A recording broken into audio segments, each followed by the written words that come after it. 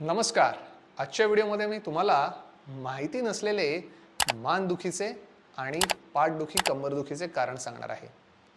मित्रांनो, कमी जास्त प्रमाणात प्रत्येकाचीच मानदुखी कंबरदुखी ही दुखत असते, नाही का?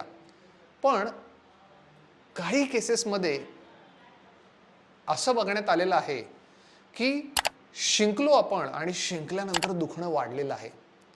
सो अशीच एक केस आमच्याकडे काही वर्षांपूर्वी आलेली होती, ज्या जोरात शिंकल्या आणि शिंकल्यामुळे मानेची चकती ही बाहेर आली, सर्व्हायकल स्पॉन्डिलोसिस झाला आणि प्रचंड वेदना त्यांना चालू झाल्या. ते अगदी 5-10 पावलं पण चालू शकत नव्हते. सो तुम्हाला काय लक्षात ठेवायचं आहे? शिंकताना तुम्हाला मान छी अशी खाली न घेता मान सरळ ठेवायची आणि छी हात वरती ठेवायचा आणि शिंकायचं आहे. आलं लक्षात?